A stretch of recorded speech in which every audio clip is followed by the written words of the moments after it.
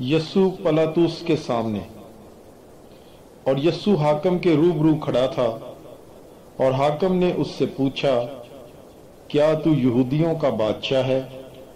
یسوع نے اس سے کہا کہ تو خود ہی کہتا ہے۔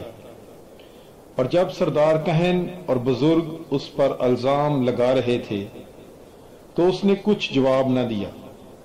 تب پلاطس نے اس سے کہا، کیا تو نہیں سنتا کہ یہ تیرے خلاف کتنی گواہیاں دیتے ہیں؟ لیکن اس نے اسے کسی ایک بات کا بھی جواب نہ دیا۔ چنانچہ حاکم نہایت متعجب ہوا۔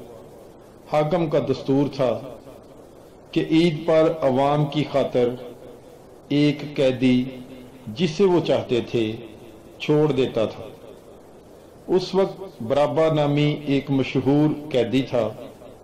پس جب کہ وہ اکٹھے تھے، پلاطس نے ان سے کہا کہ تم کسے چاہتے ہو کہ میں تمہارے لیے چھوڑ دوں، برابا کو یا یسوع کو جو مسیح کہلاتا ہے؟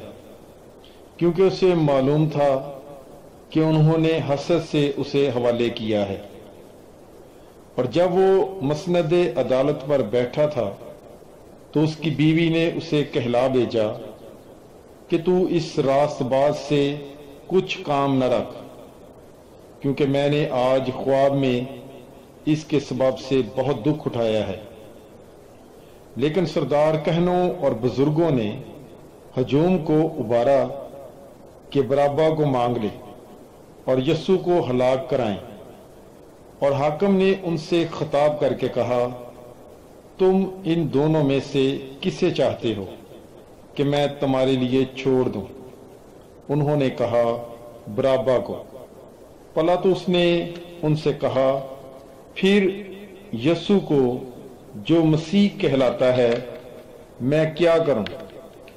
سب نے کہا، اسے صلیب دی جائے۔ حاکم نے کہا، کیوں؟ اس نے کیا بدی کی ہے؟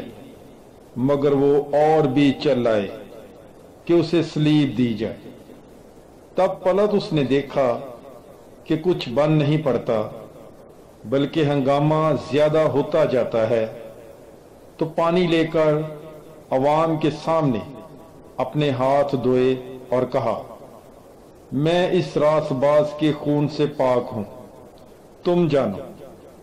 سب لوگ بول اٹھے اور کہا، اس کا خون ہم پر اور ہماری اولاد پر۔ اس پر اس نے برابا کو ان کے لیے چھوڑ دیا اور یسوع کو کوڑے لگوا کر حوالے کیا تاکہ مصلوب کیا جائے۔ آمین۔ پاک کلام کے پڑھے اور سنے جانے پر خداوند کی برکت ہو۔ خدا کا شکر ہو۔ Bible is life. God bless you.